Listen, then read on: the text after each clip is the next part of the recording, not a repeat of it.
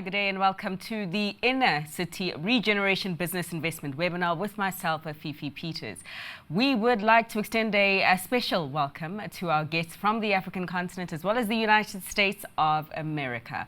And I can tell you that in the next 2 hours, we will essentially be engaging with experts from both sides of the globe to highlight how the state of businesses in New York and Africa, how they can certainly seize the opportunity to discuss the ways to strengthen local economies, to create jobs, and also to close racial wealth gaps. So, themed around inner city regeneration, focusing mainly on property development and infrastructure, the oceans economy, tourism, and the cultural economy sectors. Today's speakers will also use this platform to explore potential collaborations and investments. It is important, of course, to note that all of this is happening on a very important day for the citizens of the United States of America. It is the day that legendary freedom fighter Martin Luther King Jr. was assassinated. And hosting this online webinar on the 4th of April holds a significant purpose with the USA as they commemorate this day. And of course, we on the African continent commemorate it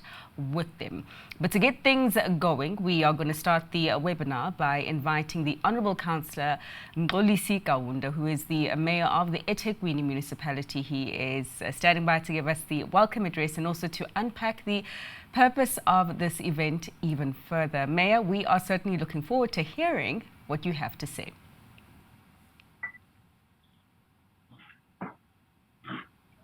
Thank you very much, Fifi, and all dignitaries present, the Senator James Sander and Chair Banking State of the New York, Honorable Wayne Smith, Business and Investment Consultant and former Mayor of Irvington, New Jersey, Mr. Walter Mosley, former New York State Representative and Senior Business Advisor, eThekwini Municipality Councillor the Chairperson of Economic Development and Planning Committee, our city manager leading the entire administration of the city, Reverend Dennis Dylon, co-convener, Researchers Conference, Dr. George Fraser, President of Power Networking Conference and New York Times best-selling author, Mr. Vivian Reddy, the Executive Chairman of Edison Corporation, Mr. Dembe, who's the co-chair of KZN Growth Coalition, Mr. Sandile Zungu, the Chairman of Zungu Investments, all other dignitaries present, business representatives, ladies and gentlemen, good afternoon and good evening. It is a distinct honor for me and a privilege to welcome you all to this crucial meeting, which provides a platform for us to find innovative ways to build more resilient and economically sustainable cities. What makes this webinar even more significant for us is that it takes place on the day where the world commemorates the assassination of our international struggle icon, a revolutionary Dr. Martin Luther King Jr. We want to take this opportunity to pause and reflect on the contribution he made in the struggle for liberation for all the oppressed people around the world. We want to thank the organizers for bringing together the caliber of leaders from different sectors of society to fully participate in this webinar. Our main goal should be the strengthening of global solidarity of the development of cities of the future for the next generation to enjoy. Ladies and gentlemen, eThekwini Municipality is in a unique position that we are 60% rural, informal settlement and townships, and most of these areas had no water and sanitation infrastructure before 1994 due to apartheid spatial development framework. While we have made great strides as government that leads South Africa in expanding access to these basic services, the constant movement of people flocking into the city has made the housing and other infrastructural backlogs a moving target. As the only metro in the province of KwaZulu-Natal, we are fact, a lot of people from neighboring municipalities, provinces, and neighboring countries. In response, we are continuously engaging our other municipalities by sharing some of our ideas in an effort to resuscitate their economies. We are also redirecting some of the major investments to rural and township communities so that people who are residing in those areas, they can access jobs and economic opportunities where they live. Just like any other metropolitan city in the world, eThekwini is facing a huge challenge of the ever-increasing number of homeless people.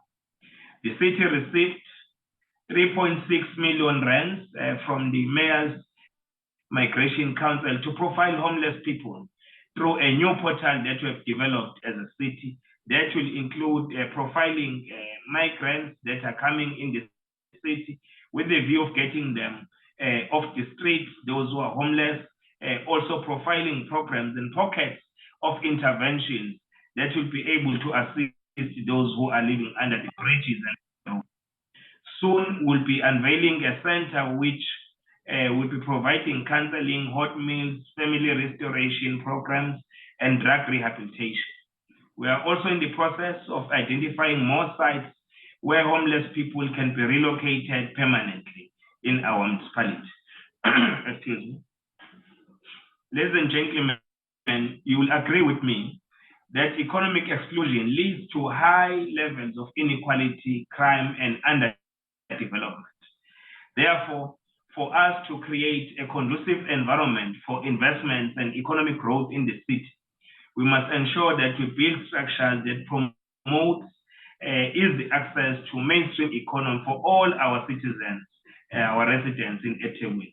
This will go a long way in creating peace and stability, social cohesion in the city, and reduce the high levels of crime and social ills that are plaguing our communities.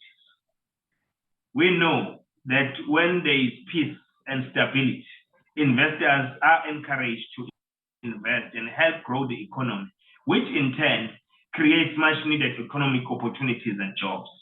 Part of our efforts to create a safer and improved quality of life for the city's residents, we are forging ahead with investing in smart city initiatives where we use technology to detect and prevent crime before it happens.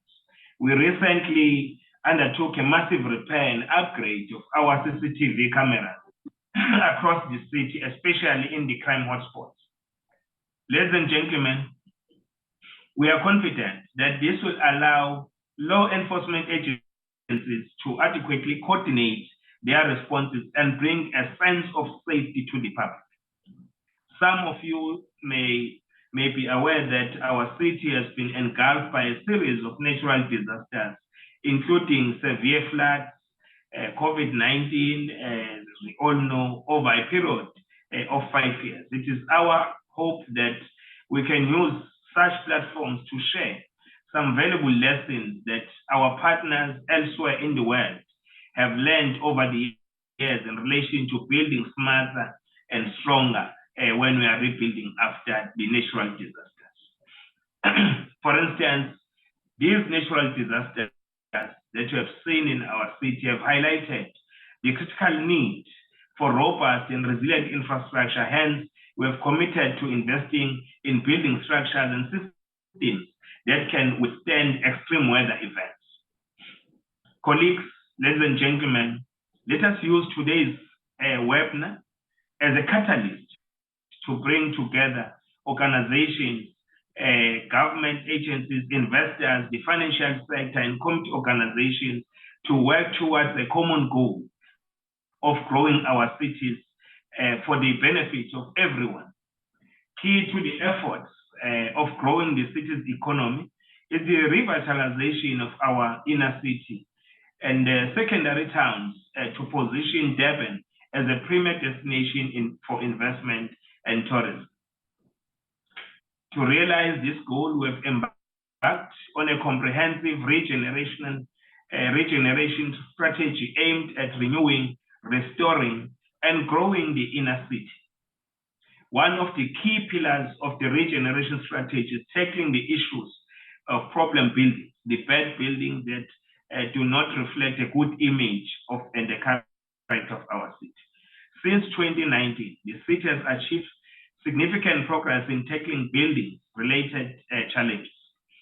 Some of the strides that we have made as the city include refurbishment of 22 buildings, the demolition of 9 structures given a go-ahead by courts, and intervention in 5 buildings to resolve dangerous situations. Additionally, 13 hijacked buildings have been returned to their rightful owners, and administrators have been appointed for 6 buildings in our municipality. Ladies and gentlemen, also key to our strategy are catalytic projects such as Marina Development, the Centrum Development, and the Durban Film City. These projects, with their substantial investment, values, and socio-economic impacts, are poised to transform the face of our city, attracting investor interest and driving economic growth in our municipality. Other projects we have implemented recently include the upgrade of the Point Precinct and the renewal of the Rivertown area. The public realm improvement project is an example of how we want to turn around the CBD and our secondary CBDs. Recently, we have invested more than 280 million rands just to deal with the upgrades of our infrastructure, especially bulk water, sanitation, and electricity pipes underneath. And we have also allocated more than 300 million rands to rehabilitate one of the biggest roads coming to the city called M4. That road is now, it's outbound, it's now being rehabilitated. Soon we'll be introducing a contractor to rehabilitate the inbound of this big road that traverse people from different areas on the south, as well as the industrial zone, which is also concentrated on the south. In conclusion, the advent of COVID-19 and rapid spread of disease was a reminder of how interconnected all of us are as a global citizens, and we joined hands to fight this pandemic. Maybe before I conclude, we are also making a serious investment in terms of resuscitating our infrastructure. When you talk about wastewater treatment plants, we have allocated billions of rands to ascertain that we become more responsive to the plight of our people. When it comes to the shortages of water, we have also allocated monies to build new reservoirs to upsize our water pipes so that we are able to supply areas which have water shortages, as well as the construction of the biggest dam that will bring at least the reinforcement in terms of the water sources in the city, where we have allocated, we are going to be allocating 28 billion rand for the construction of that dam that will also be a feeder to other surrounding municipalities around our city effectively. Issues faced by cities all over the world are similar and require a concerted effort to address. It is our hope that through various partnerships we'll develop stronger alliances which seeks to make our world a better place for all. I thank you, ladies and gentlemen.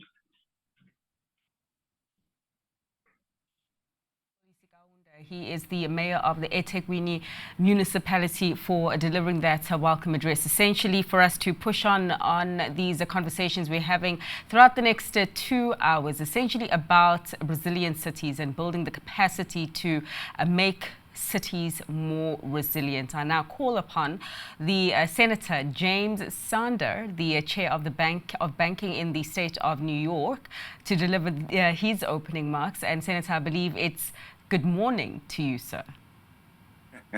Good morning from America. We are very pleased to be here with such an incredible panel, and to thank the Honorable Mayor for allowing us to be here, and to thank all of the dignitaries that you will have on here, and especially the CNBC Africa audience.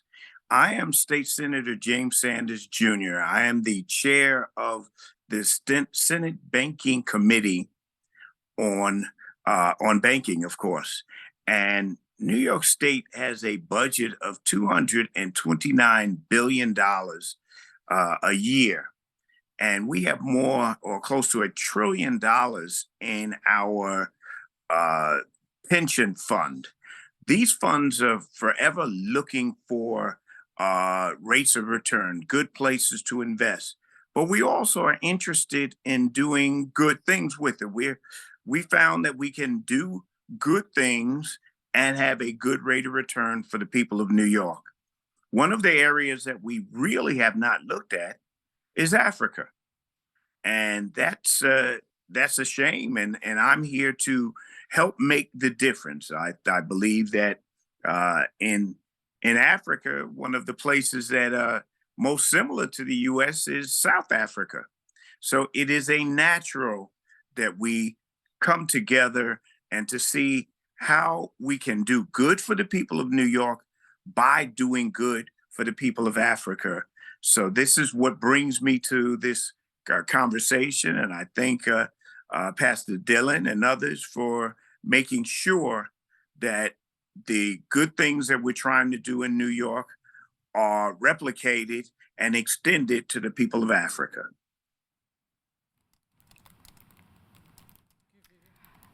Well, Senator, I can tell you, as someone who has been in New York, I walked the streets there, particularly Wall Street, and it kind of looked like home. So you are right in terms of drawing the contrast between the similarities between South Africa and New York. But of course, I believe that the continent and perhaps even the city of eThekwini is excited about the numbers you have just dropped there for us. So around the $1 trillion budget of the New York Pension Fund that is looking for a home to be impactful, as well as a home to generate returns. And the conversation that we're going to have right now is to what degree that home could be the city of eThekwini, and specifically the oceans economy. Those of you who have visited Durban will know it has been known for some of the warmest beaches on the African continent, perhaps even in the world. And also, it has been known for having some of the most vibrant people. It is also home, lastly, to one of the busiest ports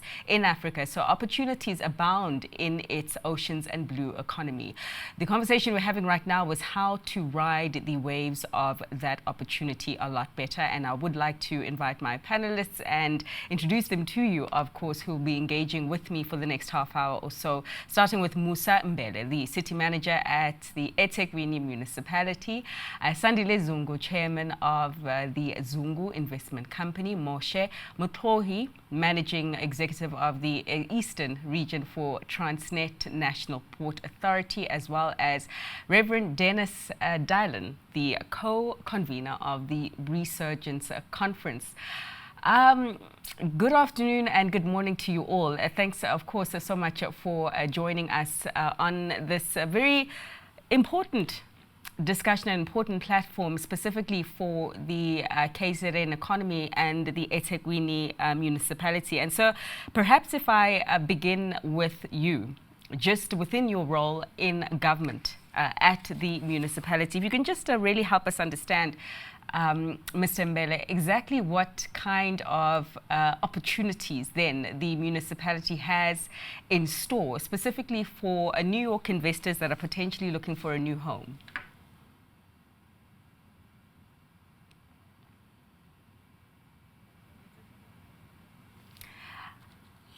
Mr. Mbele, I believe that you are muted, so if you could kindly hit the unmute button. Thank you very much. I apologize for this.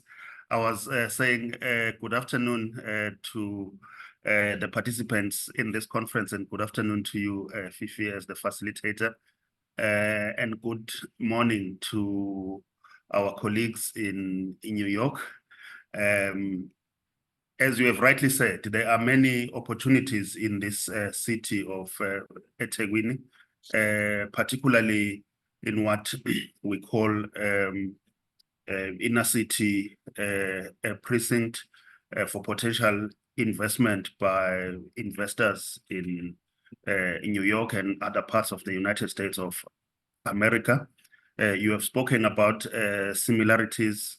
We were in New York in the latter part of last year, and we have identified potential investors that can come and invest in eThekwini, particularly when it comes to areas of real estate. We've got strategic parcels of land that are located in close proximity to the ocean here. So that presents good opportunities for investment in tourism related real estate. However, there are other developments such as the marina, which is planned, a multi-billion rand investment that is now being packaged. And we believe that if you look at interest, particularly from people in New York and in the United States at large, we believe that there will be opportunities, greater opportunities for them to invest here. We've got over 200 million US dollars in terms of opportunities for development in just in the inner city precinct, but also in terms of the ocean economy, we are also looking at diversifying public transport. We would like to attract investors in things such as water taxi transportation, which is a new concept in the continent of Africa. We have seen a couple of other cities in the world that have a thriving water taxi public transportation, and we are fast going to move into that type of investment, and we are indeed looking forward for investors in that particular space. And there are plenty of other opportunities. Durban is a booming tourist city. It has become the rich playground of African continent, and it is frequented by both national and international visitors, which then ensures that there is a booming tourism industry. So these are the type of opportunities that we would like our investors in New York and the broader United States to consider. Thank you. Thank you, Mr. Mbela. And perhaps to come back to you, sir, just to maybe further understand the $200 million of opportunity specifically for investors from the US and perhaps elsewhere. You're talking about the fact that you were in New York recently and there were engagements with those investors about the development pipeline that you presented to them. Maybe if you can just give us a peek into those conversations and perhaps some of the asks from US investors and how you have acted on them.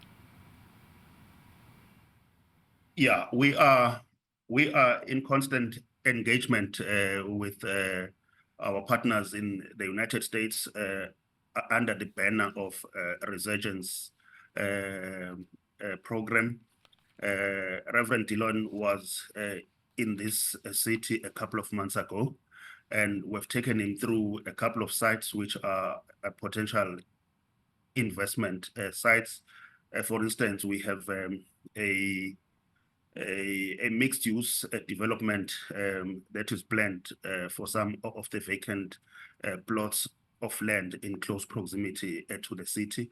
It is a mixed use in terms of retail, office accommodation, residential apartments, and this comes with the related bulk infrastructure, which can be delivered in partnership with those investors. We are doing the expansion as well of the marine theme park, which is our tourist attraction, but there is also a point waterfront development wherein we have invested a lot of money into the hundreds of millions of rands. We are now seeking investors to come and do the top structure developments there, also in the form of the mixed-use development. And then there are plenty of opportunities for timeshare developments as well in this part of the world. Middle income and upmarket housing opportunities are the kind of projects that we have. And then we are also looking at further expanding the theme park and do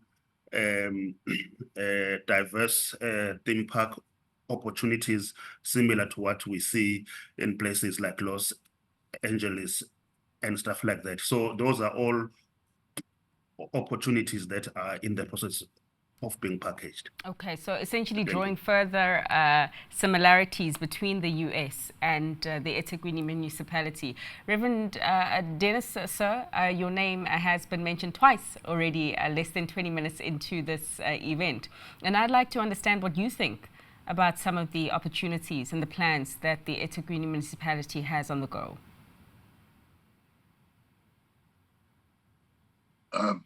Certainly thankful to you, Fifi, for such an awesome job leading and guiding this session this morning. I just want to quickly, before I respond, on behalf of the New York Christian Times here in New York, as well as the Resurgence Initiative, just really thank and commend the partners for the awesome job. Thank you,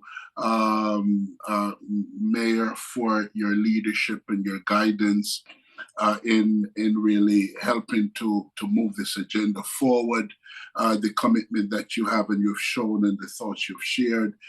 City Manager Musa Mobele, grateful to you and appreciate the commitment on your part as well, no doubt. And certainly all of the key men and women who are in the forefront of this mission. I want to also just take a quick moment to salute the Global African Network because indeed they have actually been in the forefront of really guiding this and pulling all of the parties and the partners together to move this forward. Yeah, I really see a movement of sort. I believe that it is so key and critical, particularly now, for there to be the collaboration and the coming together of the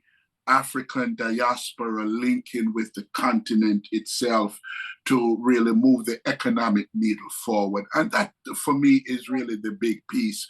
I believe that in the absence of economic liberation, we're still dealing with some level of economic apartheid. And it's a path and it's a journey. So essentially linking investors from the US with opportunities on the continent. I'm happy to hear the city manager talk about over $200 million in opportunities available in the Durban area. And I've made a couple of trips to Durban.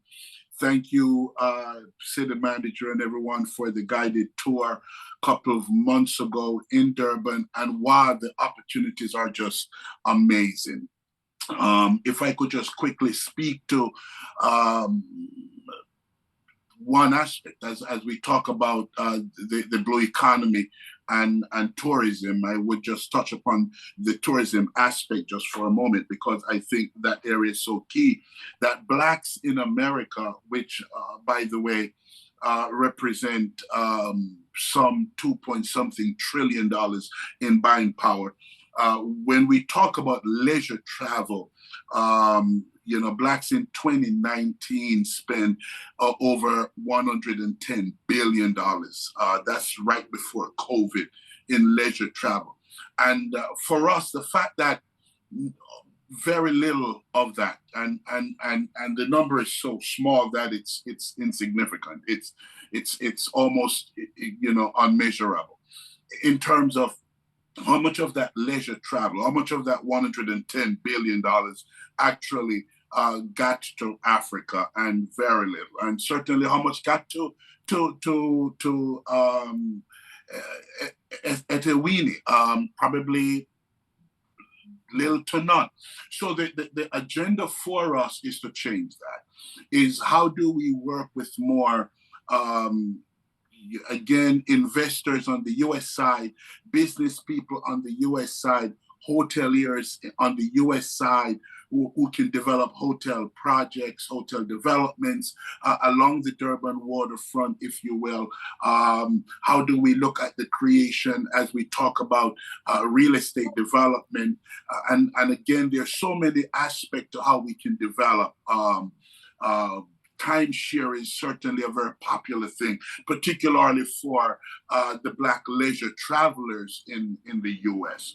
And what this does, it doesn't only provide and support the economy as it relates to tourism, but it literally supports the economy as it relates to real estate development.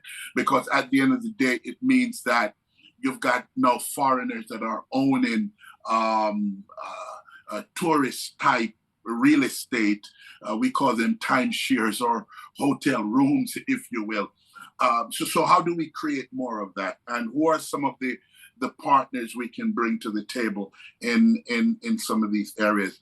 Not to negate, of course, the very many other elements around how we facilitate this development. I don't want to keep talking, Fifi, but I at least just want to give some insight there. And we're excited about the fact that we are in response and return to the delegation from Durban that came to New York in December. Similarly, we're taking a delegation to Durban in July. We're excited about that, looking forward to that.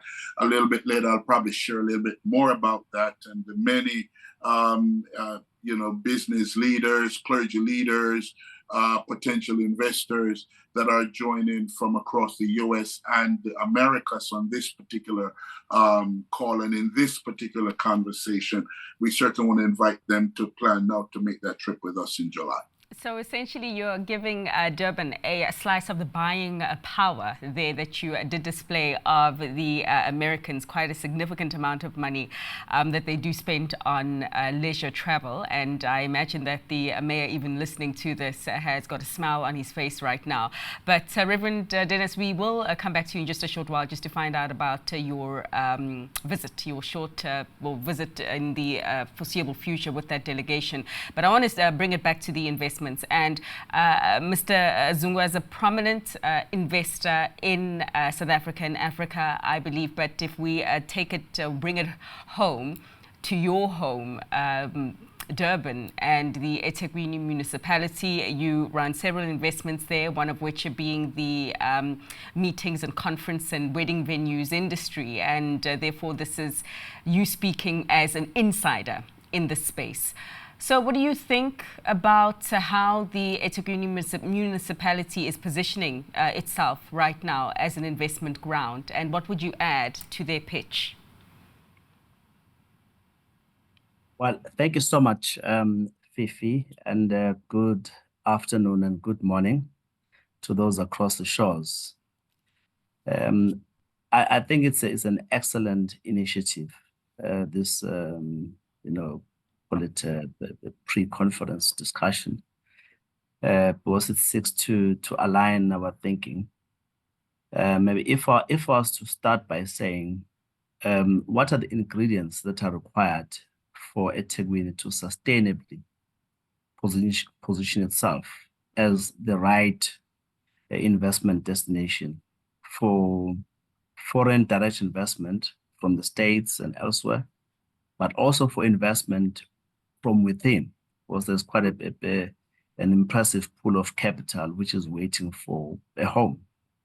When we see eThekwini acting with a sense of great purpose, when we see eThekwini Municipality starting with the mayor, Honorable Kaunda, and the city manager, Musampele, demonstrating a sense of single-minded determination to drive certain programs forward, to ensure that eThekwini has a good slice of that investment prospect. We derive a lot of encouragement because that's the first and foremost what is required, which are really soft issues, but probably more important issues. The ocean is there; it won't go away. It's a beautiful part of the ocean that South Africa has across Durban. The infrastructure is there; it's been developed over decades, and it's, in my opinion, world-class infrastructure. Whether it's roads, whether it's sewage, water infrastructure. Of course, more needs to be done to upgrade, maintain that infrastructure, because like everything built by humans, it needs to be maintained. If you don't maintain it, it withers. And to try and get back to the maintenance path may cost a lot more than you will have spent if you just scheduled maintenance on an ongoing basis. So I'm saying eThekwini is beginning to tick the boxes that I believe are critical ingredients or basic necessities to inspire the confidence of would-be investors. In my opinion, there's no question about it that eThekwini has the social infrastructure, great humans, including diversity of cultures, and in the mix of all of that are very strong cultures, which tend to become representatives of what South Africa has to offer the world. The Zulu culture, which is dominantly premised and from around eThekwini, is something that Africans want to showcase to the world, whether they are people of Zulu origin or not. The Hindi culture, which is very strong in Durban, is something that can be showcased to the world, courtesy of eThekwini. So there are many ingredients. Add to that the single-minded determination of the leadership. Despite the obstacles that will come their way from time to time, you have 50% of the work done. Now, when you have Africans in diaspora, what my friend Dennis refers to as Black people in the United States, taking leadership like we are seeing now in ensuring that the investment in eThekwini is a kind of narrative that also finds expression in the airwaves. Then it basically says we're on the right track. As a player in the tourism sector, the one, besides just the wedding destinations, the venue, which is mainly in the Midlands outside of eThekwini, I'll call it in the outskirts of eThekwini. I can talk about that, but the one that I would like to talk about immediately is the one that talks about sports tourism, which is arguably, not even arguably, it is the oldest team in the National Soccer League, Amazulu Football Club, which I own, which I lead. And when we talk about sports tourism, eThekwini is a leader. When Orlando Pirates comes to play in eThekwini, they get better support week in, week out than they will get even in Orlando Stadium. When Kaizer Chiefs takes its games to eThekwini, they get a lot of support than they will get in FNB Stadium. When they play against Amazulu, it will naturally be a sell-out affair. What I'm basically saying is that, again, another ingredient exists, that the people of eThekwini, the people of KwaZulu-Natal, are very passionate about sports. And then you have sports tourism and even sports investment being an investment class that is beginning to assume dominance. Again, yet another box, yet another beautiful ingredient to position eThekwini as that wonderful destination for investment from outside as well as from within. Okay. And you are allowed to be biased about the football team that you own and the kind of crowds that it pulls when it plays, notwithstanding the competitor, so because it's your football team. But if we just to maybe put a more a less biased lens on this, and we talk about the opportunity of sports tourism, and we talk about the opportunity also of destination tourism, weddings, events, conferencing, and all of that. You have certainly presented a very positive picture of the leadership of eThekwini Municipality and the things they're getting right. So you spoke about the number of boxes that they were ticking, and you also spoke about the ingredients perhaps that were making it on the list of the economic pie, the sumptuous pie that they are trying to ultimately bake. Any missing ingredients that perhaps need to be expedited in terms of attention, Mr. Zungu? If there was just maybe one or two things you reckon that the municipality could do faster, right now or better, right now, what would it be? It's very difficult because the intention is not to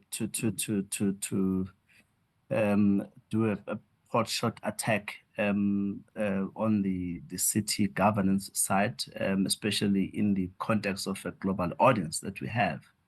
It suffices to say that when it comes to sports tourism, I can talk about another beautiful box, the weather. That's why eThekwini becomes the #1 destination for sports in winter.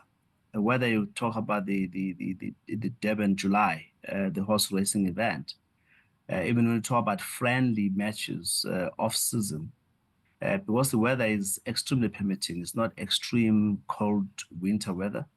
The humidity is very low. It's beautiful. And therefore, even when you want to bring events from offshore into the African soils, winter time, Durban is the right place to have. Now, the question for me would be the issue of social cohesion.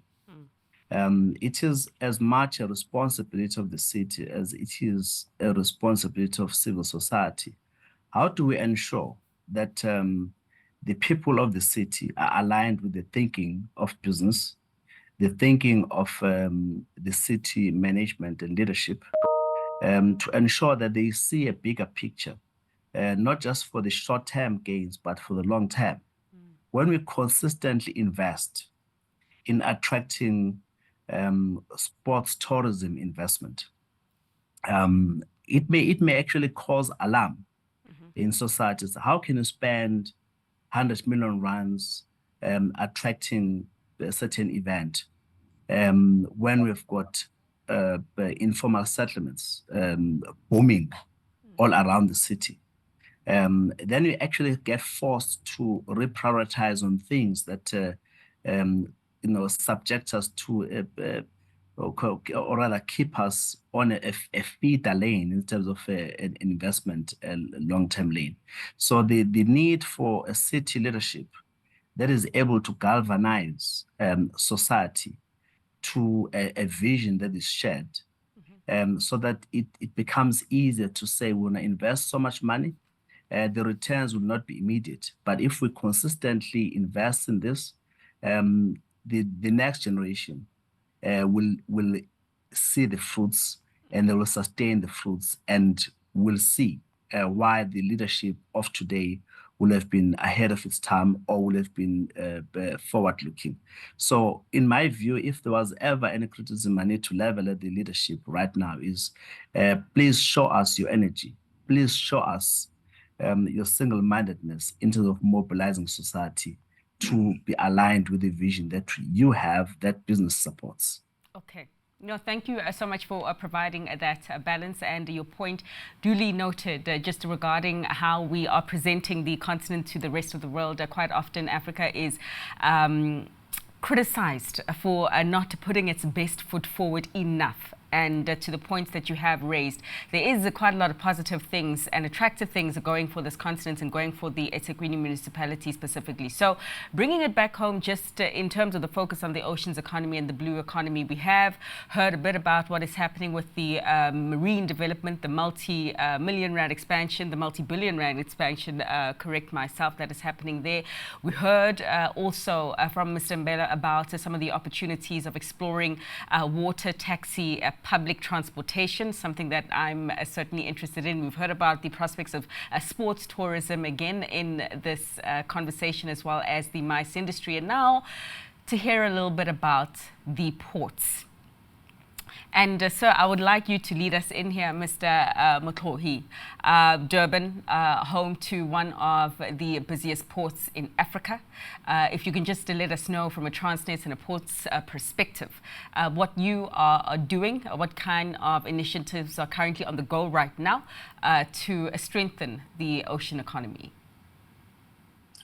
Greetings, everyone. I just want to be correct and not confuse the evening and the morning. From the Transnet point of view, we really are partners with the city and the business, as it has been mentioned by the mayor, city manager, and Mr. Zungu. What we have done when it comes to the Port of Durban, we conceived what we called the Durban Port Master Plan. This master plan is meant to revitalize the Port of Durban, reposition it, to regain its lost shine that over time has waned, as Mr. Zung was saying. If maintenance is not done, at times the infrastructure tends to wane. In as far as this topic is concerned, we are working well with the city on the marina development, where Transnet and the city have joined hands together to say this is an area where we really need to create a pretty face of the port, because the port is seen as a hardcore industrial sector. However, when it comes to the marina development, we're working together and we want to have this to be a modern African setting that is looking forward. Coming to the issue of tourism, we have recently given a concession to a privately run passenger terminal, which was opened about 2 years ago, Nelson Mandela Cruise Terminal. This is the biggest we have in the country. It handles most passengers per season. What we've seen this year, which is a silver lining of the black cloud that has hit the Suez Canal, for the first time in history, we've seen the MSC World Tour cruise liner coming to the South African shores. This then, I think the Reverend will be pleased to say this has created an opportunity for the African people in America who really want to be on the leisure travel to use that opportunity of either participating in that or setting their own that will come to Durban. Because once you hit Durban, you really are within 3 hours of many major attractions in as far as tourism is concerned. And we've got world-class facility here that can handle them. And where it excites us mostly is that for those people who would be coming from those ships that are coming on leisure, every penny that is being spent really is the money into the economy. They buy here and leave money into this economy, and we say they should come to Durban because they will find that we've got a world-class outfit that is being run there. Secondly, we also have, as part of this revitalizing of the Port of Durban, looked at the ship repair. I know there are people in the USA who are interested probably in the industrial sector. Here we say we want to attract the biggest ships to come to Durban. Why do you want to do this? If we had forgotten, South Africa is in the middle between the Far East and the Americas. With all the turmoil that is happening along the Suez Canal, this route again has become popular and safe. And we then say the Port of Durban should be positioned as the hub port that is going to be a point where East meets West. Some cargo from East can be discharged in the Port of Durban, and you have ships taking the same cargo to the West, which would include Americas. And if we do this, we feel that we are going to be creating more economic activities for the Durbanites, and also begin to reposition our port as the modern port. Now, those big ships that will be doing this cross-transfer of cargo will require to be repaired at some stage. That is why we also are going out to market to call for people who want to invest in building a new ship repair facility, which will be much longer and wider than the current one. And we believe we've got a market, and the investors should really be considering this opportunity where they can run this and bring much needed jobs, and also to come and reindustrialize our economy and bring skills. We also are looking at introducing quite a number of new terminal operations, and we're looking at new entrances in many instances. But as we do this, we really want to state that our interest is to say, when foreign investors are coming, they should be looking at also partnering with locals, so that there is that cross transfer of skills, partnership, and also cross-learning from both parties. And they will have an opportunity of setting up modern facilities that are going to position us as the most efficient, least costly operation, which will modernize the Port of Durban. We're not only confining ourselves on the terminal operation, we know that that space has got its own value chain, from packaging to transportation to clearing and forwarding, marketing, and we look at all those opportunities. At the port level, we also have reached out to the Port of New York and other ports in the USA, where we are busy entering into a sister port agreement, where we want to firm up this partnership so that it is enabling us to have people that can sell our capability without us being in the USA, and will do likewise here, which will help us to be quick to reach the market at low cost. We also are working with the authorities, that will be other departments, that will help us to enhance the product offering of the port in as far as the agriculture is concerned. Sure. The Port of Durban is not only servicing the Port of Durban, but we've got hinterland where the provinces such as Limpopo, Free State, Mpumalanga, Northwest are dependent on this port when it comes to agricultural products. So we've got well-developed infrastructure that keeps our fruit in a good condition for it to reach the international shelves. Okay. We also are supporting the industrial sector, auto, Durban being the biggest facility in the country that handles automotives, and we're looking at increasing that from 600,000 units to just under 1 million units per annum. So there's a lot we're doing. Containers, we're increasing it from 2.9 million TEUs to around 11 million TEUs. We also want to look at the cluster that handles petrochemicals. We are looking at setting up facilities that are going to be following trends. As we know that the fossil fuel is exiting the market, but there are new alternatives coming in, and we want to call on investors that will be setting up these modern facilities that are going to be aligned with the vision of an environment-friendly operation, and also modernizing and putting South Africa where it has to be. And we really do not want to be said to be looking more like New York. We have to match it pound for pound when it comes to aesthetic and features of the facilities. So we really are excited about this conversation, because we are calling on people to come and invest, because we know not all of this money will come from our own balance sheet. Some of it will be coming from the investors that are coming in here. And we say Durban is a safe investment, and it's got, I want to state here, the mayor, city managers are here. They are the most agile municipality that I've experienced.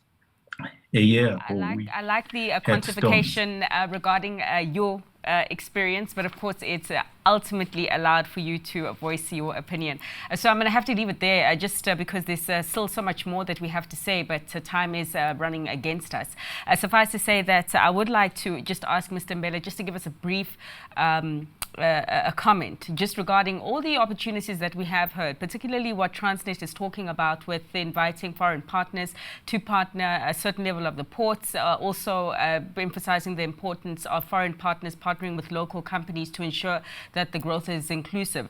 At the heart of everything right now, is ESG. It's environmental, social, and governance concerns. Perhaps more environmental concerns and even governance concerns for the KZN province, the eThekwini municipality, just given the increase of climate-related events that your city and the municipality has been hit with. So if you can just briefly help us understand how you are thinking about inviting all these investment opportunities that do come on your table and making sure that you balance them with an ESG and a sustainability lens. Thank you very much. I think one of our biggest advantages was that about 25 years ago, we started investing in the research on issues of climate change. One of the leading climate change scientists, Professor Deborah Roberts, was an employee of the city for nearly 30 years.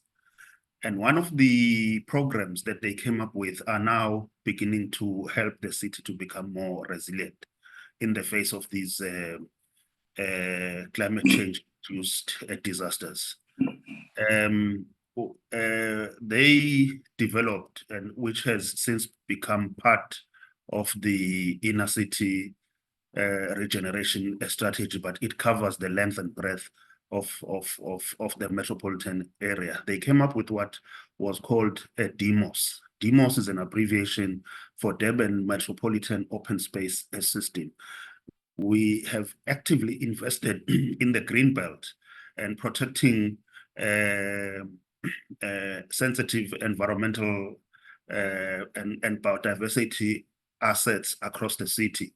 And we have been buying properties that we believe are strategically located and have ecosystem value. And that has really helped us, particularly in the face of the floods.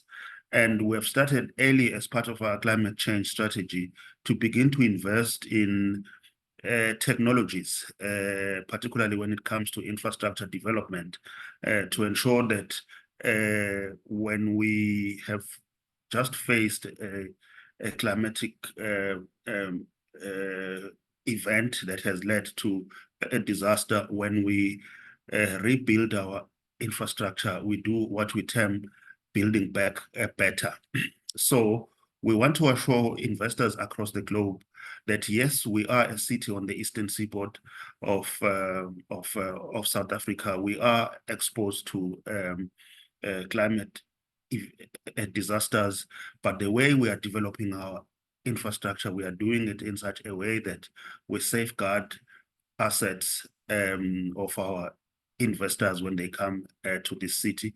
This is still at work. It will begin to show some good results in the next 3 to 5 years already, because we have experienced 3 successive climate change-induced disasters. So yes, we do have the problem of being exposed to flooding like any other coastal city, but how we are delivering infrastructure, we are building back better, as I said. On the social front, we are a post-apartheid city, and we know that we have experienced a wave of in-migration towards major urban centers, and Durban is no different from that. What we are doing is to provide housing opportunities in an inclusive fashion. Mr. Zungu have spoken about issues of informal settlements that are on the increase, but we are seeking to ensure that we provide shelter for our people, and we provide social development programs to ensure social cohesion, to deal with issues of crime, to deal with issues of extreme poverty, which we still do experience in some quarters of our city, but in pursuit of a noble project of a social inclusion. These are all programs that we have in our kitty. And of course, it's not unique to Durban. It's not unique to Durban. It is seen all over the world, where we have seen a number of people flooding towards the city in seeking economic opportunity and access. But it dials back to what the mayor did say about the concrete effort that the municipality is thinking about in terms of providing the access and the opportunities to the more rural and urban areas, just to try and mitigate some of the effects of migration that is happening a lot faster than the infrastructure that is required to house the people that are coming to the city. Mayor, Mr. Mela, sorry to cut you off there. As I said, quite a tight program and still a lot more to get through. And unfortunately, this is where we're going to have to close this panel discussion, the first part of the panel discussion. But I'd like to thank you all for sharing your insights. Mr. Musambela, of course, City Manager at eThekwini Municipality, Mr. Sandile Zungu, Chairman at Zungu Investments, Moshe Motlohi, Managing Executive of the Eastern Region for Transnet National Port Authority, as well as Reverend Dennis Dillon, who's coming through, the convener of the Resurgence Conference. He's coming through, bringing quite a number of delegates from the US, and we look forward to perhaps engaging with you guys when you are here. Let's get some feedback right now, just to the contributions that have been shared so far in the past hour. And I'd like to begin with Mr. Edmund Mhlongo. He's the founder and director of Kwamashu Community Advancement Projects. Sir, what do you think?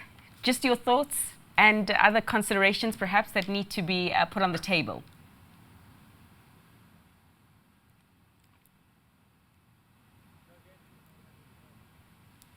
Is it a good evening or a good afternoon?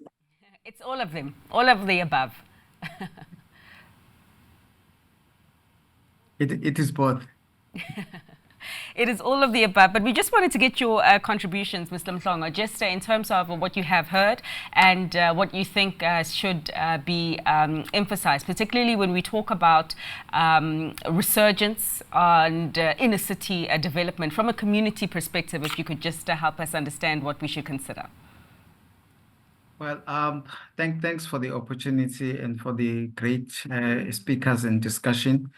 I think what is critical, especially for Durban and the Durban Municipality, is a cultural and creative industry policy, which we currently don't have, because that will guide in terms of the investment leading to cultural tourism. So there are a lot of opportunities, but there is no coordinated strategy when it comes to that because of the lack of the policy. Once you get the policy, then you can develop a strategy. Then you can budget about it and then exploit the opportunities. So there is one element. As such, then you see, especially when it comes to the townships, there are piecemeal opportunities or initiatives that are done there, which are not yet coordinated. And imagine if those are coordinated, how they can take the city and the town municipality into. There are a lot of opportunities that can be exploited. I'm happy we're talking about the New York. My take is that when you go to New York, there are products that are representing the nature of the city of New York. You can buy a t-shirt, I love New York. Everyone, when it goes to New York, want to buy that particular t-shirt. And a lot of other items that you can buy that are related to the Statue of Liberty. But when you come to eThekwini, what can you buy? If you come from overseas, what identity that we have when it comes to eThekwini? We've got Moses Mabhida precinct, which is a beautiful one. Why can't we develop something like I love New York, but they talk to what you can find uniquely at a city of Durban. Durban is a city of African literature by UN. We're not exploiting that. There are a lot of opportunities that can come in terms of books, publishing, theater. There's a lot. Okay. We've got the other point is exploiting the opportunities of twin city sisters. We've got a twin city sister agreements with, especially I'll mention Chicago, New Orleans, LA. Those are critical, key ones. When you talk LA, we talk Hollywood. When you talk New Orleans, we talk music and film. Chicago. That's where Hollywood started with the Columbia. And those are twin sister agreements with Durban, but we're not exporting that. And they also have got the ports. You've got the Leeds in UK, you've got Bremen in Germany. So imagine those opportunities if they are coordinated, especially linking with the arts and culture policy and cultural tourism and ocean economy that we have. We've got the best craft in this province. We've got the best ports in Durban, but there's no coordinated strategy of exporting our best craft to market our city and our country. And for me, that is important. Yeah, I agree. And I think that's such fantastic feedback. Essentially, what you're talking about is what we already have and how we can strengthen what we already have from a collaboration point of view and an offering point of view to better leverage the tourism opportunity in the city of Durban, the eThekwini Municipality. So thanks so much for that. Sorry to cut you short. As I said, quite a number of speakers still to get through. But we're also joined by Gugu Dlamini. She's the managing director and she's the founder of Bethel Farm and Estate. And Gugu, I invite you now to give your opportunity, perhaps your contribution, perhaps maybe speaking from the agri-tourism space in which you operate. Thank you very much for the invitation and thank you for your facilitation, Fifi. Good afternoon, everybody, and good morning to our colleagues in New York. So for me, I think that, you know, when we're talking about investments, we have been talking about investments for years, and yet all of us are aware, as the previous speaker has just spoken, that we need to find a way of plugging in your people that have been excluded from the economy.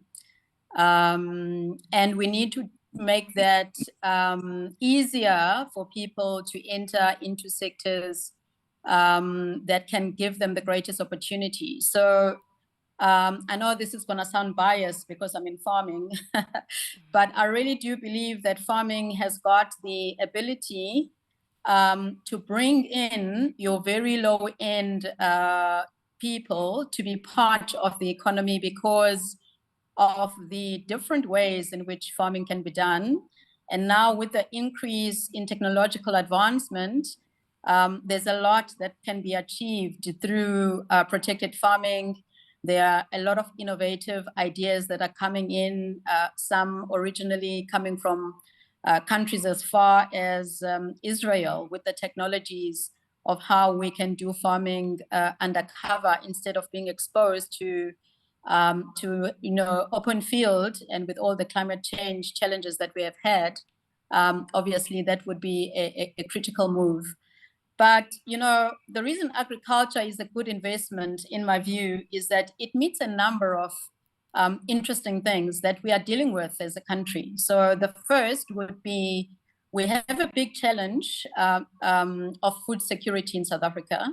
And if we are investing a lot into our peripheral parts of Durban, in particular our emerging farmers, what we've done because we are based in the Herrick-Walla district, we've plugged in emerging farmers that don't have access to markets to our farm because it's slightly bigger, so that they can on supply with us. And what we have seen is we've seen poverty basically diminish overnight, literally, when people did not have any way of getting income stream into their home because nobody is going to take them seriously because some of them have got small plots. But we are now doing a national initiative, and KZN is obviously going to be included in that, where we are targeting. This would be a nice initiative for Durban to get involved in as well, because there are a lot of emerging farmers in Durban, where we are targeting about 1 million emerging farmers in South Africa, because that's the number that we have, to give them access to market, which is their biggest struggle. And because they can deal with a number of challenges that we're facing socially and economically, I think it's a sector that has really been undersold. Okay. We also have aquaponics in agriculture, where you farm fish, you know.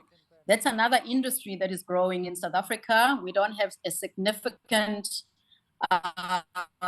outlay of that kind of infrastructure yet, but when you go to areas like PE, there are a few of those farmers that are already getting to this kind of technology. The other great opportunity that agriculture does provide for us is job creation. You know, one of the things that we have seen is how quickly it is for us to use our young people in the different value chains, from, you know, purchasing seedlings right up to actually delivery and going into service in restaurants. So when you get into agriculture, there's a wide fields that young people can be plugged in. So again, there we've started a youth agri initiative, also a national initiative that we hope Durban is also going to be participating in. And basically what it is that we give young people an opportunity to work on farms and then choose a pathway that is going to position them either to farm for themselves. We give them 1 hectare of land, and then they look after that. And over a period of about 12 months, you know, those young people are running a 1 million rand turnover operation. And that does get people out of poverty. It does link them already with our off-take agreements, and then it plugs them into the commercial space. Okay. So I think really there is a huge opportunity there. And of course, our farming and agriculture is also entering into the space of agritourism, where a lot of people that are not exposed to what is going on in our farms, our young children growing up, not knowing where they get their milk from. It's exciting to see that agritourism is also growing.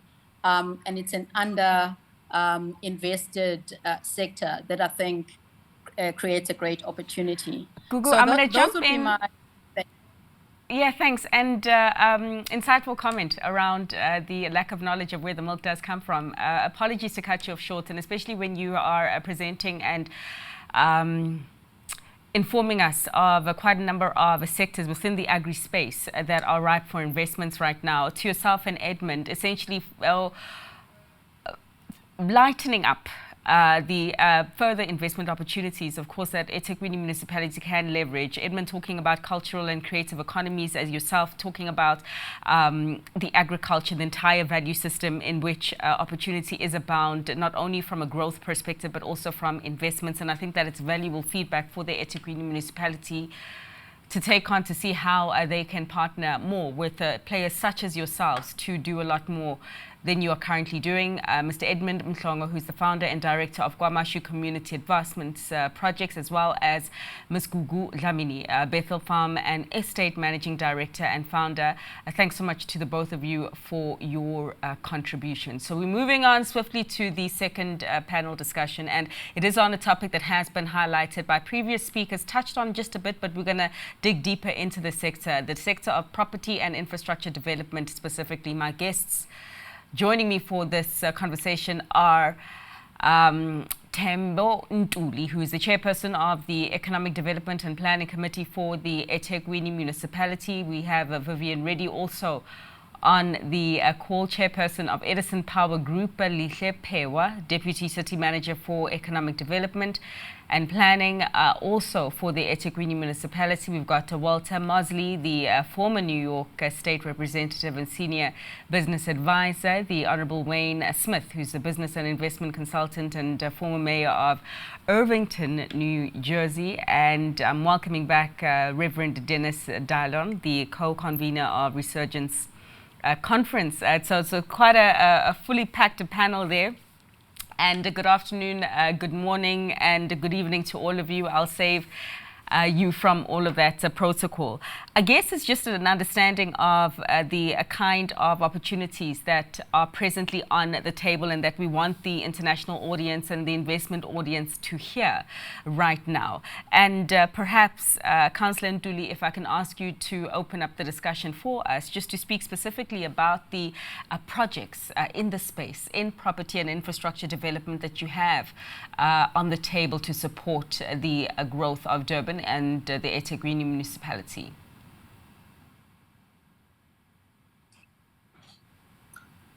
Thank you. Greeting to you and the members of the panelists.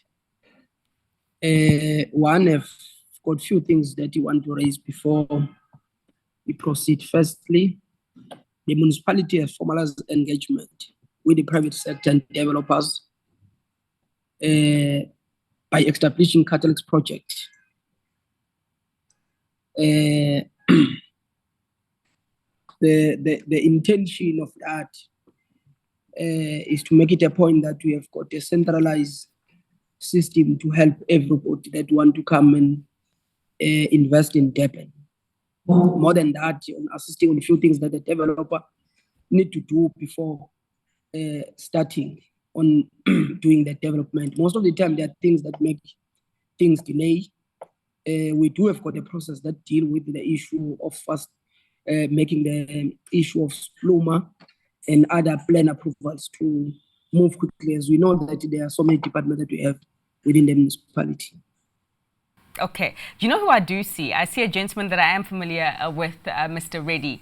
Of course, a gentleman who has headlined in the local papers recently, just given the huge investment that he made in the property sector in Durban at a time where it was not cool or profitable to do so. I'm talking about in the COVID-19 pandemic, Mr. Reddy, you pushed on with the development of your mall, and alas, we are now able to enjoy some of the offerings and the spoils that you have brought, world-class offerings at that.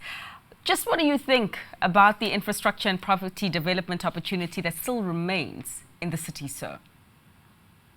Well, it's great to be talking to you again, Fifi. You're a real breath of fresh air.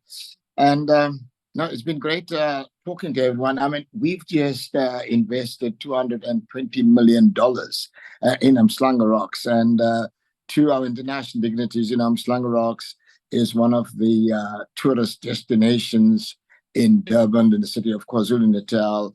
And it can be equated to Miami. It can be equated to some of the best waterfronts in the world.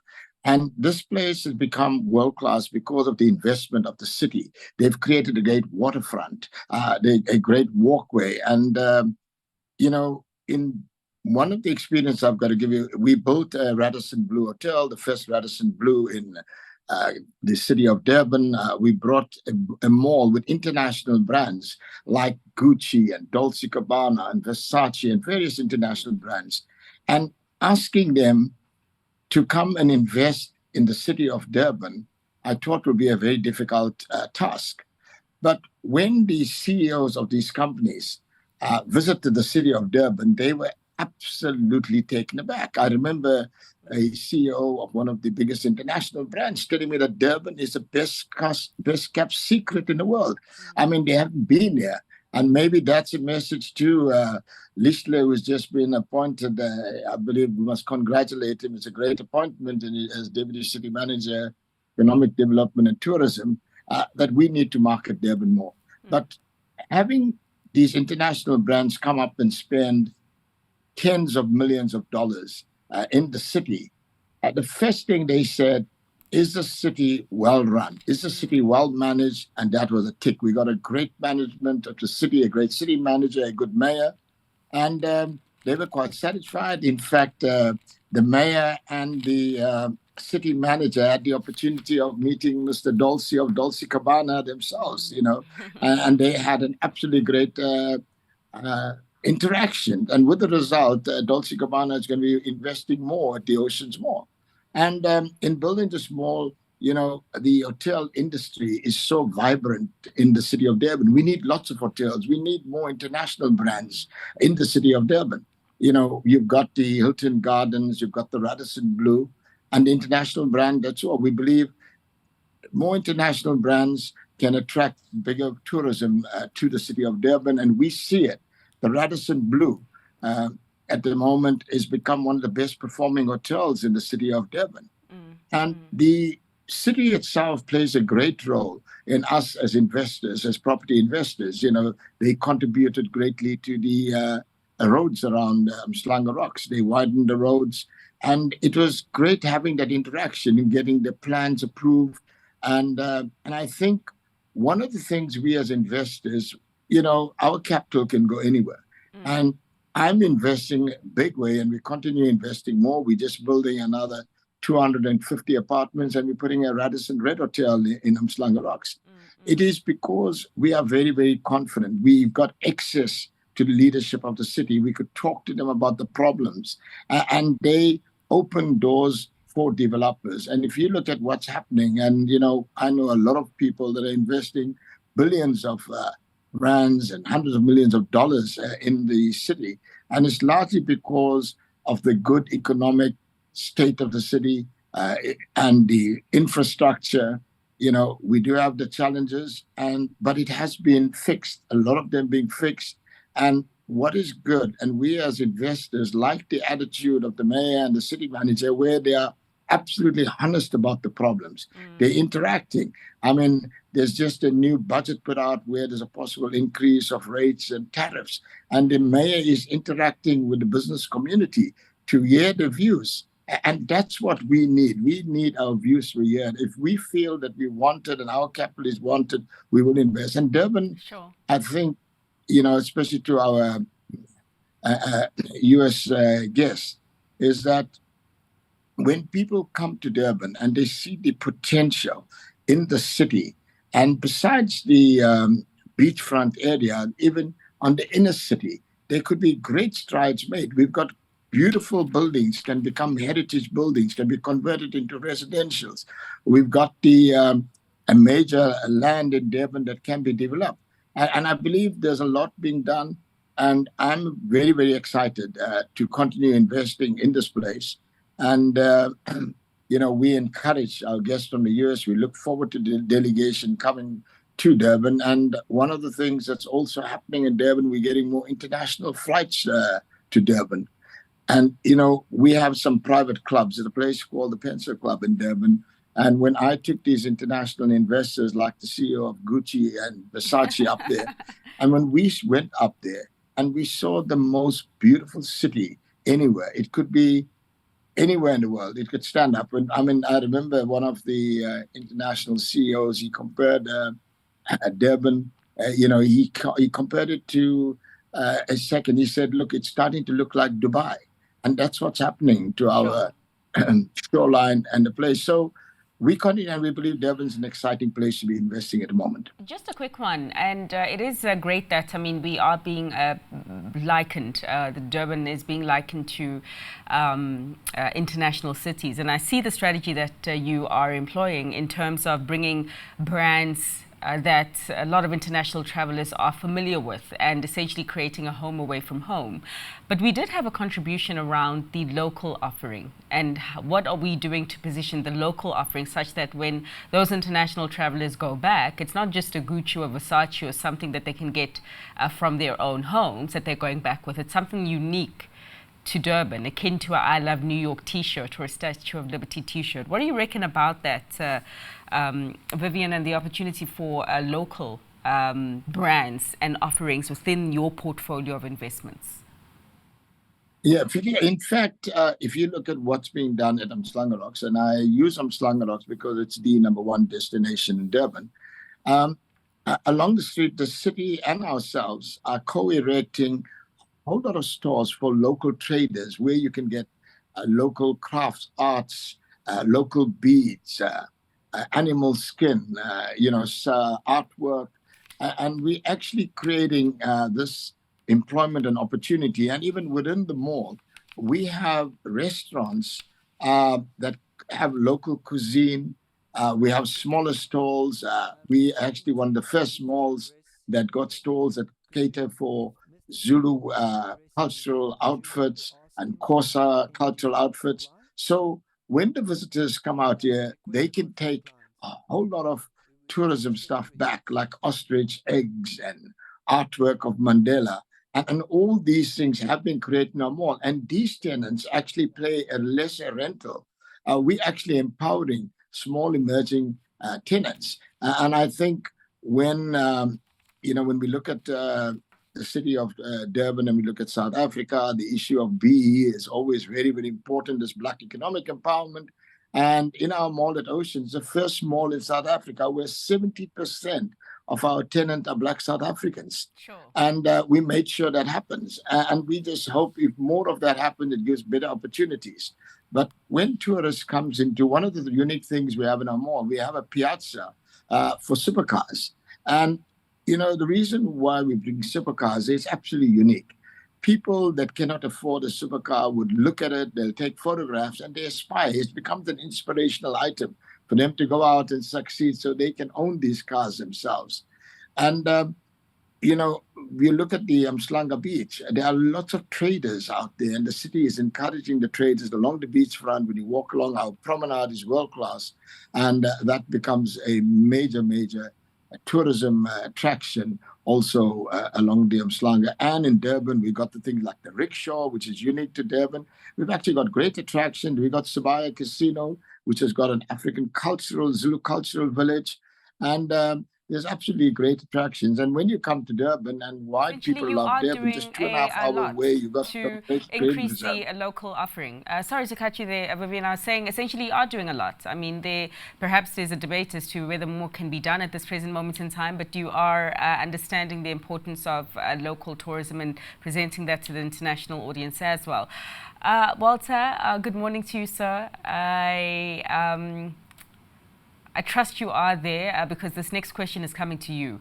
Essentially, Walter, we heard at the top of this discussion from your senator about the big bounty of investments that the city of New York is sitting on. It's looking for a new home, not only to be impactful, but also to generate returns, because that's what investments need to do. Maybe if you can just speak to us about how, as the US, you are looking at the opportunity of investing in property and infrastructure in Durban and eThekwini specifically. Well, thank you for this opportunity, Ms. Peters. And thank you, Reverend Dillon, for inviting me. And as you said, I used to be a member. Mr. Senator Sanders was a colleague of mine. I am now in the international emerging market in terms of business consulting, based here in the States, in New York in particular, but we do most of our work in sub-Saharan Africa, the Caribbean islands, as well as in South America. There's two businesses that I think are inextricably linked to one another that was talked about in terms of coordinating strategies and policies. And for companies that are who are based in the States, but are looking to do business in sub-Saharan Africa, two of the companies that I'm involved with, one is looking to do business in the continent. One is doing business in the continent based around renewable green energy. We understand that $200 million, as was spoken about earlier today, is a lot of money individually. But when you're looking at the grander scope of things, $2 million is a very small drop in the bucket when it comes to building out infrastructure, when it comes to utilizing all the resources that are available to that part of the continent. And we, as a minority owner in this business, we look to use biodegradable fuel, biodegradable hemp at scale to build out on some of these projects. Whether you're talking about building roadways, whether you're talking about building affordable housing, and also understanding that there needs to be an incorporated ESG model based upon cooperative economics as it relates to our farmers and the like. On the flip side, there has to be an understanding that how do we grow and how do we use bio-based fuels in today's economy has to be inextricably linked to how do we install advanced IT networks based around artificial intelligence so that we're not being left behind while trying to remain sustainable. Sustainable, all it means is really to preserve what is present. We need to continue to interlock the tools of yesterday's business model to the tools that will allow us to formulate tomorrow's business models. So here in New York, for example, in our rural communities, which face some of the similar situations that we see in other countries in the continent, we understand that rural communities cannot forge forward in an agricultural-based society unless they have the technical tools to meet scale, to meet demands.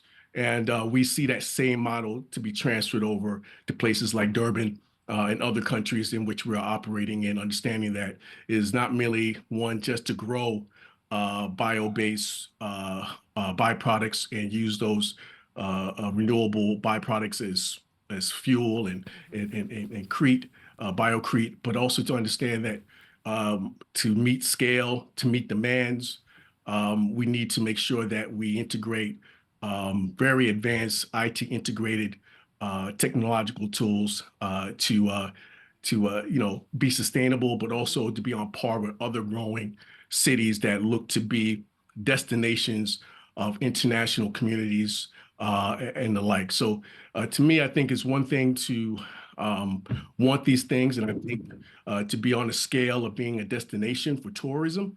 But we also understand that tourism is only going to be attracted to this destination by the people who live there year round, and how we integrate them into the development of this project, while at the same time making sure that they are integral and growing in terms of generative sustainability models, so that they can benefit as well. So again, I want to thank you for this opportunity, and I'm taking a lot of notes, but I'm looking forward to coming to Durban with the delegation led by Reverend Dillon. And again, thank you for this opportunity. As are we. And perhaps if you talk nice to Mr. Reddy, he can take you to the same private club that he took the bosses over at Versace and Gucci to witness, of course, the eye-watering scenery of the city of Durban.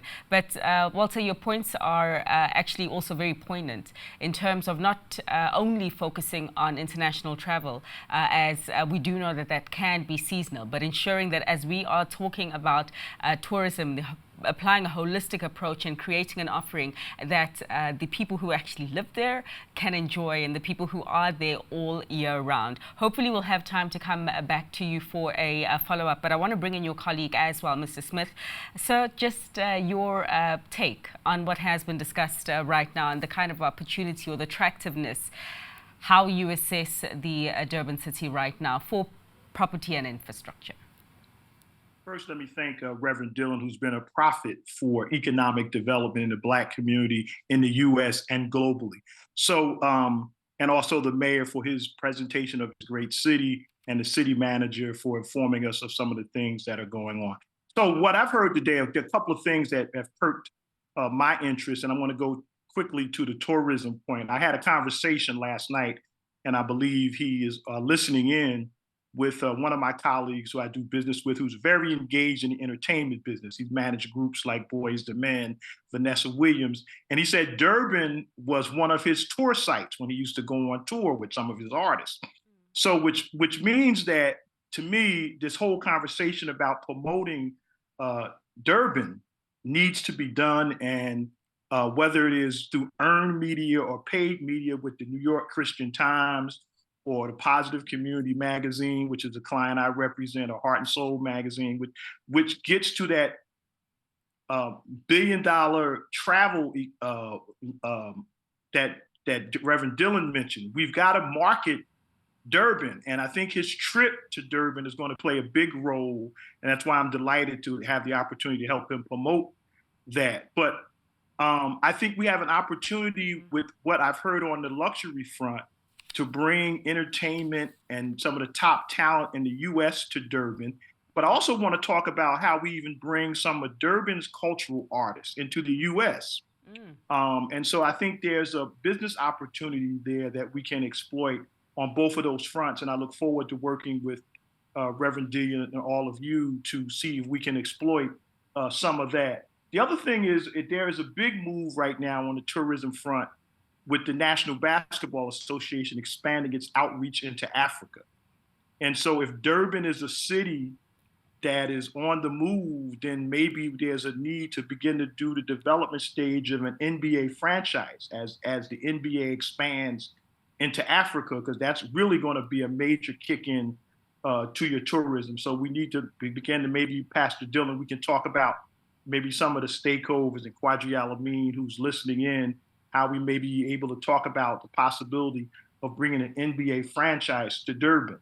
I also see some possibilities with investors on the real estate front. I think Pastor Dillon visited some real estate projects, and I'm sure he'll have more details to make available to many of our contacts around the region. I'm a Jersey guy, so we've heard from the New Yorkers, but I'm a Jersey guy. But I also, my company is very active in what they call the DMV, that's DC, Virginia, and Maryland, which is really one of the higher income Black communities in the United States. So I want to make sure that we carry that message into the region as well. Sure. One of the things that really impressed me about this presentation, and I don't think a lot of people realize, that Durban's ports are phenomenal. So, you know, in Newark, New Jersey, we have a very active port. We just saw what happened with the bridge that's tying up the port in the Maryland area. So that may make even Durban's port more a valuable asset right now as people begin to look at alternative ways to move cargo. But I think all the mechanics are there. There's really some vast promotion that needs to take place so that people know a little bit more about Durban and the region of eThekwini. And so I hope to help Pastor Dillon promote that opportunity. All right. Yeah, and it was also great visiting New Jersey. I traveled on the ship or the public transport ship between, yeah, there you go, between New York and New Jersey. You get there in 15 minutes. And it was exactly 15 minutes. It was raining on that particular day. It was during the floods, those unprecedented floods, but it was great nonetheless. So thanks so much for that. Reverend Dillon, we are going to come to you, Reverend Dennis, we're going to come to you in just a short while. I do understand that we do have Councillor Nduli back with us. And Councillor Nduli, we have been talking about very enlightening opportunities. But of course, with these opportunities come the critical comment and discussion around power. What can you tell us about power security and some of the efforts that the city of Durban has been putting in place to ensure that it is something that is present for investments?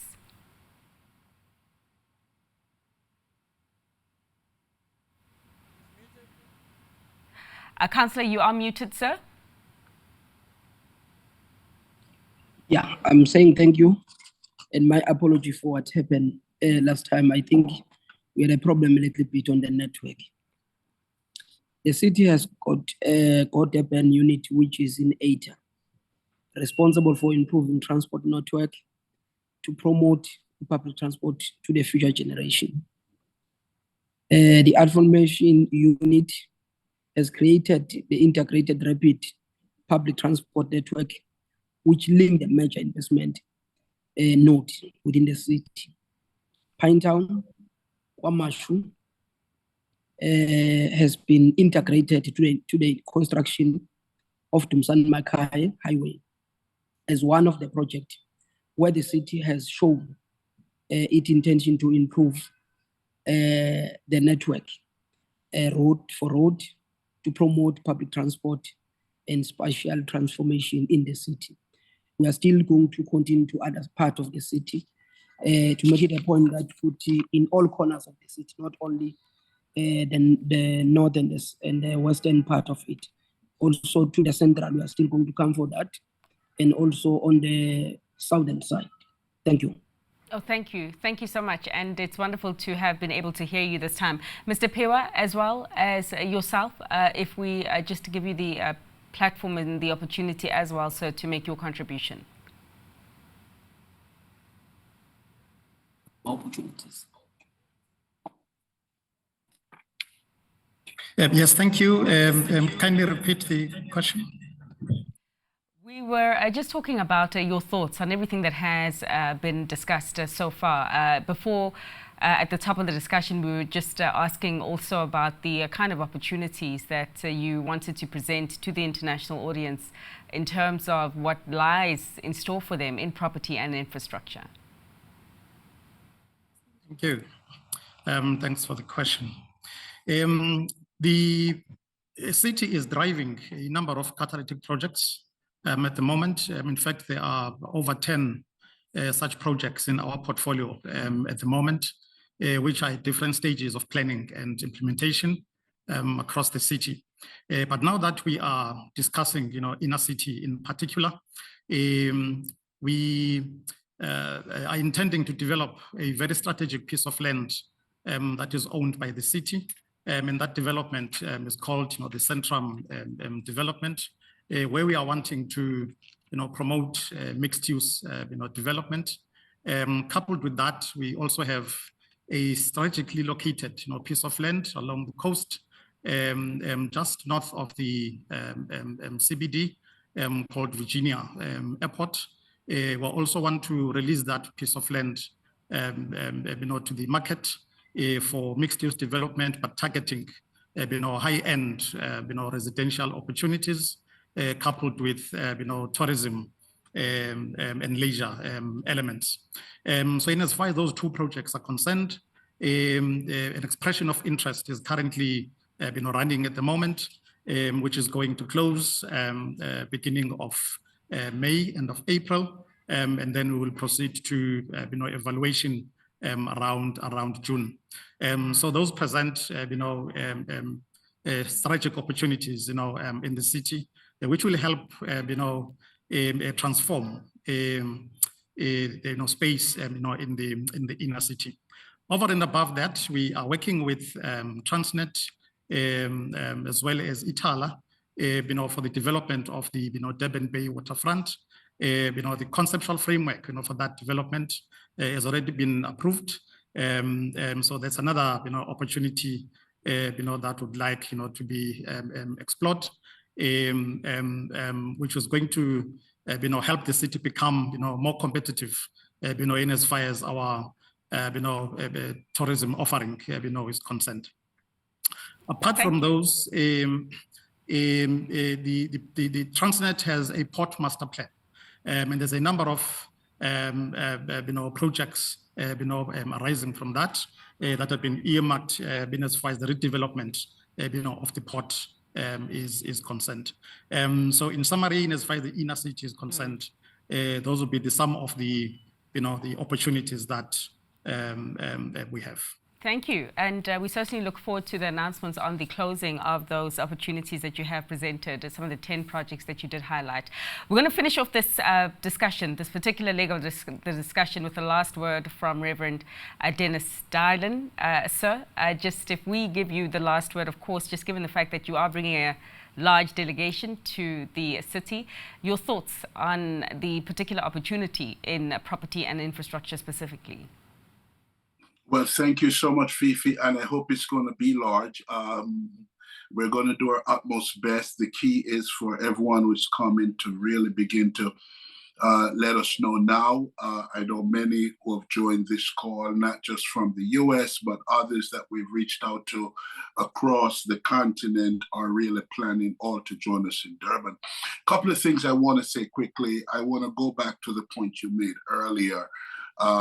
Such a key point, and that is today in the United States of America, we are acknowledging the fact that Dr. Martin Luther King was assassinated on April 4th. And he was assassinated hours literally after he did what we call the mountaintop speech.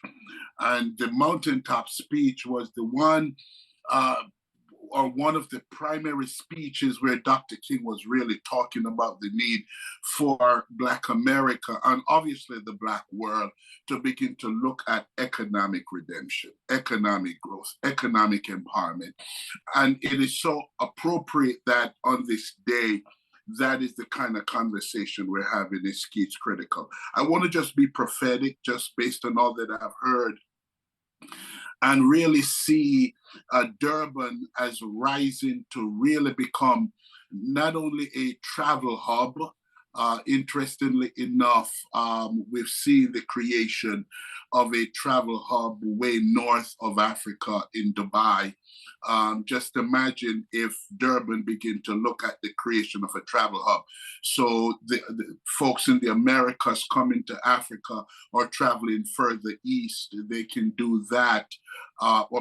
Traveling further, east. Yeah, they can obviously do that by first coming to Durban. I think the opportunities are there. We've talked about all of the things that are right for that. I've been to Durban many times. The stadiums are there.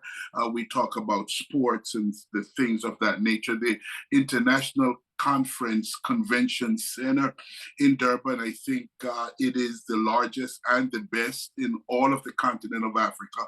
So with all of these key components, and I see the development of the waterfront, and obviously there are many waterfronts, but these key waterfronts in Durban, I see a Miami Beach, no doubt, even better, stronger, mightier.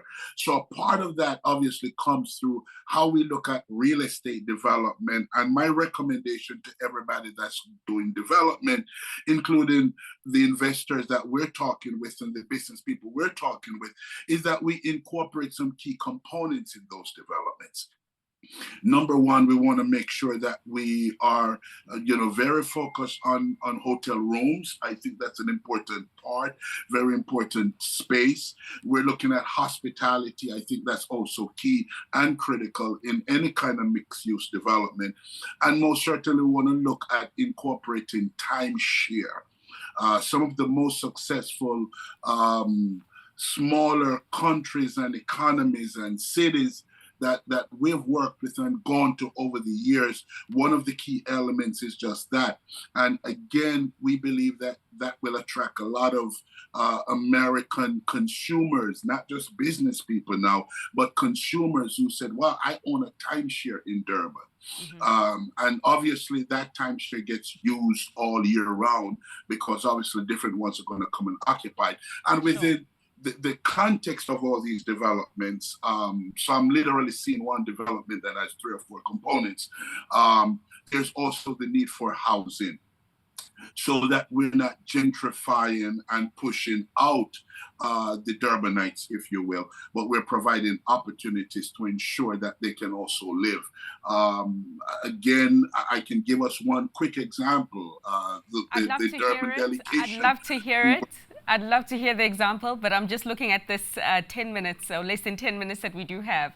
And quite a number of other speakers to hear from. But essentially, I do love the synopsis that you have given regarding the holistic approach. You're talking about the hotel room, the hospitality, timeshare. We have seen certain companies in the world making quite significant profits as a result of the timeshare opportunity, as well as housing domestically. We're going to hear from you a lot more, I'm sure, when you do land on South Africa's shores in Durban specifically. But at this point, I would like to hit pause on that discussion and just invite other speakers to give their contributions. Speakers, of course, who are speaking from the point and the perspective of the city of Durban. We heard his name being mentioned a little earlier. He's the KZN Chairman for KZN Growth Coalition, of course, Mr. Moses Dembe. He is a businessman who has done quite a number of projects, development projects, specifically in tourism and hospitality in the city over the years. Mr. Dembe, a lot has been spoken. I can't even believe that 2 hours has already gone by. But what would you have to add to what has already been presented, sir? Thank you, Fifi. Perhaps let me start by saying I'm humbled by the invitation to participate in this esteemed webinar to reflect on the big opportunity at eThekwini's inner city regeneration business investment opportunity. I also want to say to you, ladies and gentlemen, given the fact that we no longer have much time, perhaps let me just go back to a few points that have not been mentioned, or maybe accentuate some of the issues mentioned earlier. I'll kick off by saying to you, I've never seen any port and university city around the world that is not prosperous. If you look at the strengths of eThekwini, I've always described it as a port and university city that has endless opportunities. So we truly have a huge opportunity because of that port and universities which are in the precinct of eThekwini. The next point I want to accentuate is on the macro side, is the geographic location of eThekwini. eThekwini being close to the business hub of South Africa, Gauteng, it truly makes it a true gateway for anyone to land in eThekwini and then move to other provinces. Having a big port, the biggest port in the Southern Hemisphere, we are well positioned from the integration of the economy in the Sub-Saharan, they say, a greater part of Africa, and many other opportunities that come with that on the industrialization side. I also want to emphasize the importance of good weather, all-round summer that we have, and the proximity of eThekwini to the Drakensberg Mountains, the proximity of eThekwini to the game reserves. So when you're talking tourism, when you're talking about the beach that is warm, you can swim in our sea year all round, that lends itself, as a catalyst. Whenever you're talking tourism, you couldn't ask for any assets better. We really think there are huge investment opportunities in that area.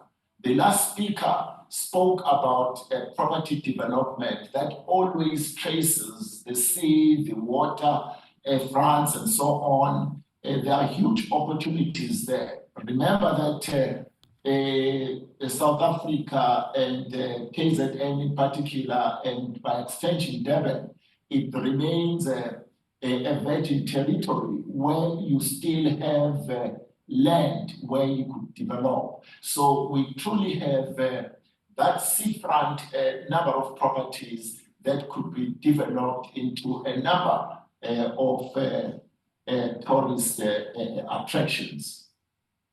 I want to also answer a question which was raised earlier around the provision of energy. Maybe as a backdrop to that, we must talk about the alignment of thought between business and the private sector. In KZN in particular, and by extension Durban, we've got the Growth Coalition, which is more of a public-private partnership between government and business to facilitate catalytic projects likely to make a dent in the development of the province. And that is in place and going quite well. So when it comes to that much needed relationship between government and business, it is quite in place to ensure that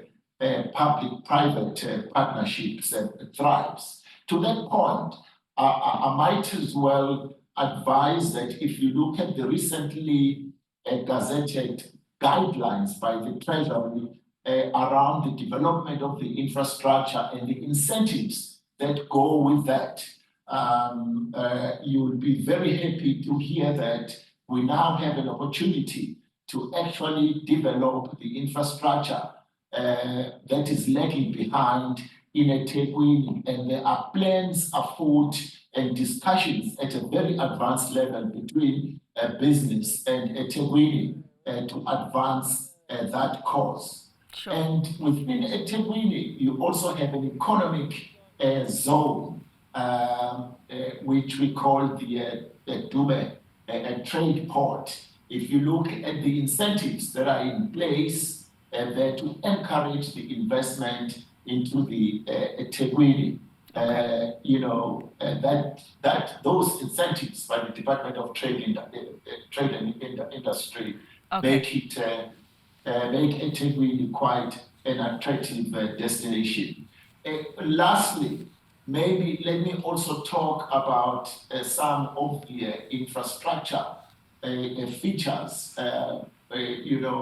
which make eThekwini and KZN quite attractive. I can tell you without the shadow of doubt that KZN is going to be the first province in the country to develop the gas-to-power plans. To that point, as Musha indicated earlier, Transnet is in advanced stages of granting a company the rights or concession to develop a first LNG terminal in South Africa.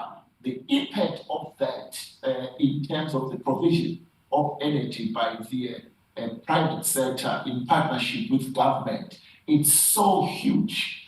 So when you are talking about the partnership in the provision of that much needed infrastructure around the energy, the opportunities are quite galore as we speak. Mr. Tembe, I would love to hear a whole lot more, but I think that you have left us with a bombshell just in terms of that major gas project. And we do look forward to further conversations with you, of course, as it does materialize. Thank you so much, sir, for your invaluable additions. One last addition before we wrap things up right now. We're about to hear from the Honourable Councillor Zandile Mieni. She's the Deputy Mayor of the eThekwini Municipality, who will be closing off this webinar for us. Ma'am, before we do, your final thoughts. Thank you for the opportunity. I want to greet everyone who's part of this progressive platform.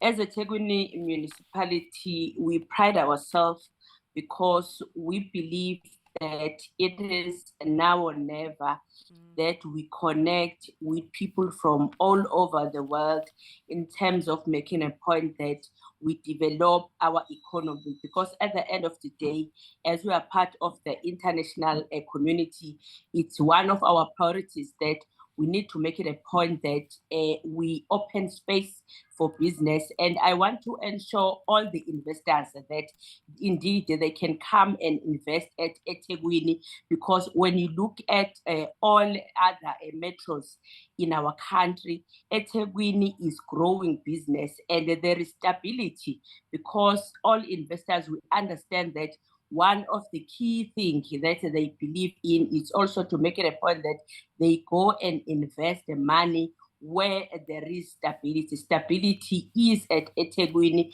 and we'll continue to make it a point that we create space and even the bylaws that will not make them to be able to invest at eThekwini. I thank you. Thank you, ma'am, of course, for leaving us with those words from the late Elvis Presley, the song It's Now or Never. Essentially, tomorrow will be too late. But I think that what we have heard so far in the past 2 hours is the opportunities that abound in the city of Durban and the eThekwini municipality, the seriousness that the leadership is taking in ensuring that investment opportunities are realized, and of course the excitement, as it would seem, and the positive lens that the private sector is viewing the opportunities there are, from the blue economy, the infrastructure economy, to what we are seeing in property development. And these are investors not only here in South Africa, but also over in the US. We look forward to a lot of those opportunities, of course, being realized into reality, much needed reality for the growth of the economy, and by virtue, the growth of the South African economy. That does bring to a close this webinar on the Inner City Regeneration Business Investment webinar. And I'd like to thank everyone who joined in, including our online audience from all over the world, Africa and the US specifically. Good morning to you guys, of course. But from myself, Fifi Peters, and the team here at CNBC Africa, it's goodbye.